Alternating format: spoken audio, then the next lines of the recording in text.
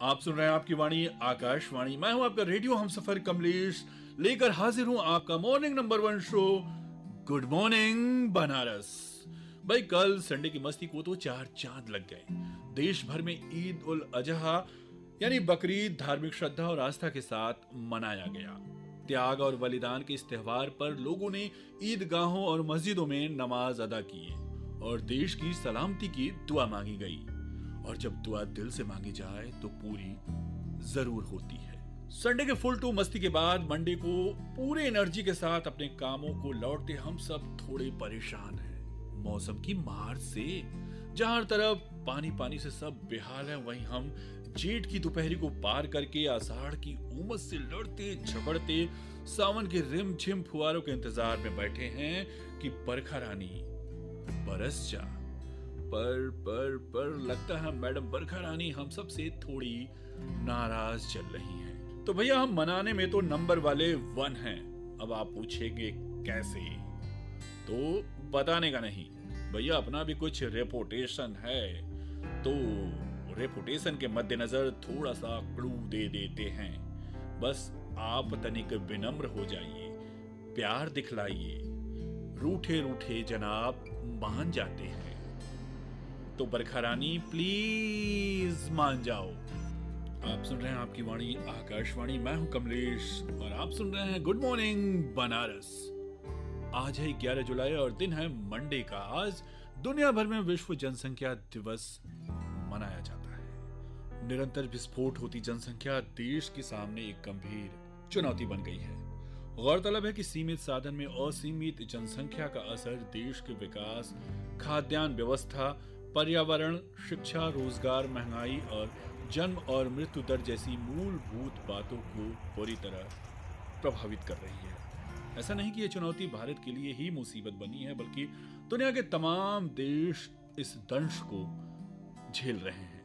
साल 1987 में जब विश्व की कुल जनसंख्या 5 अरब के ग्राफ को भी क्रॉस कर गई, तब संयुक्त राष्ट्र संघ ने चिंता जताई और तमाम देशों के सुझाव और सहमति के बाद 11 जुलाई 1989 को पहली बार विश्व जनसंख्या दिवस मनाया गया। संयुक्त राष्ट्र द्वारा विश्व जनसंख्या दिवस को सफल बनाने के लिए तमाम किस्म के कार्यक्रम और मिशन की शुरुआत की गई। और दोस्तों, आप भी इस मिशन में भाग लेकर देश की सहायता कर सकते हैं। कैसे, आपको बिल्कुल पता है। जी हाँ, कहते भी हैं पति पत्नी और एक बच्चा सबसे अच्छा।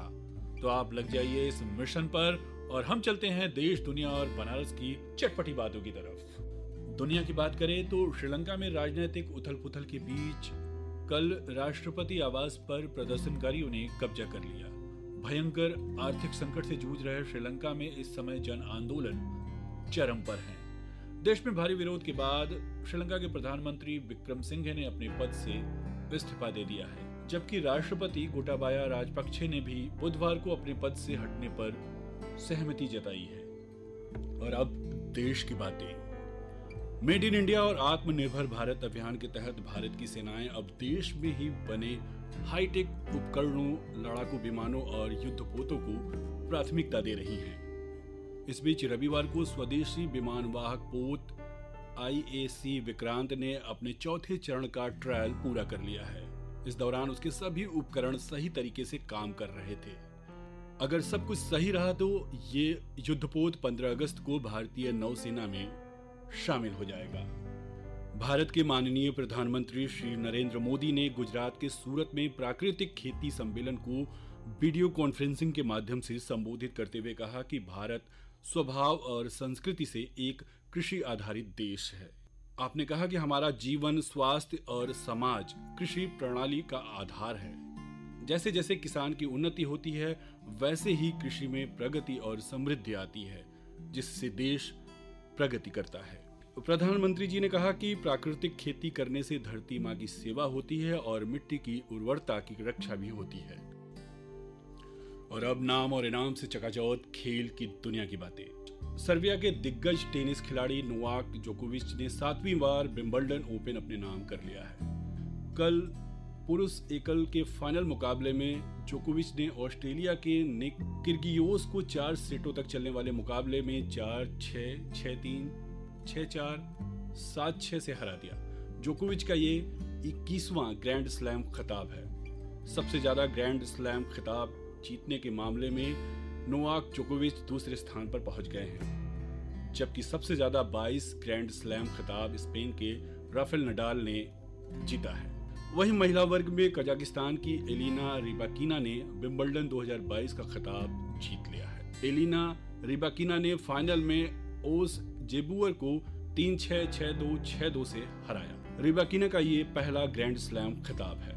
भारत और इंग्लैंड के बीच हुए T20 क्रिकेट मैच की श्रृंखला भारत ने 2-1 से जीत लिया है। 7 जुलाई से शुरू हुए इस मुकाबले में भारत ने इंग्लैंड को पहले 2 मुकाबले में हराकर सीरीज पर कब्जा जमा लिया था। कल हुए रोमांचक मुकाबले में भारत 17 रनों से हार गया। लगातार 14 T20 क्रिकेट सीरीज जीतने वाले रोहित शर्मा दुनिया के पहले कप्तान बन चुके हैं। तो भाई ढेर सारी शुभकामनाएं आपको। आप ऐसे ही देश में क्रिकेट का परचम लहराते रहें और हमें एक बार फिर T20 विश्व कप का कप दिला दें। और बनारस की बात करें तो वाराणसी के चितईपुर निवासी आदित्य देव सिंह बेंगलुरु में पासिंग परेड के बाद वायुसेना में फ्लाइंग ऑफिसर के लिए चुन लिए गए हैं। CDS की परीक्षा पास कर वायुसेना के अंग बने आदित्य देव सिंह अब फाइटर प्लेन भी उड़ा सकेंगे। तो भाई लख लख बधाइयां आदित्य देव सिंह आपको। ऐसे ही देश और शहर वाराणसी का नाम रोशन करते रहिए आप। बनारस में काशी विश्वनाथ धाम में 2 साल बाद लगेगा शिव भक्तों का महाकुंभ। सावन मेले की शुरुआत 14 जुलाई से प्रारंभ हो रही है। कोरोना संक्रमण के 2 साल बाद सावन के महीने में शिवनगरी में सावन का उल्लास घाट से लेकर गलियों तक नजर आएगा। मंदिर प्रशासन ने शिव भक्तों की सुरक्षा और दर्शन पूजन का खाका तैयार कर लिया है। श्री काशी विश्वनाथ धाम में सावन के महीने में 60 लाख से अधिक शिव भक्तों की आने की उम्मीद जताई जा रही है। दोस्तों ये रही देश दुनिया और शहर बनारस की कुछ खास बातें। चलते चलते हम आपको बता दें ट्रैफिक का हाल। भैया आज मंडे है, हाल तो बेहाल होगा ही। अंधरा पुल, सिगरा, रथ यात्रा, दुर्गा कुंड पे जाम की संभावना थोड़ी ज्यादा हो सकती है, तो संभल कर और थोड़ा टाइम लेकर निकले। वैसे बनारस में ट्रैफिक जाम की बात थोड़ी हटकर है। यहाँ के ट्रैफिक में हम बनारसी एक छोटा सा गेट टुगेदर कर लेते हैं। बीच सड़क पर जान पहचान वाले अगर मिल जाए तो बस पूछ बैठते हैं, का गुरु का हाल बा।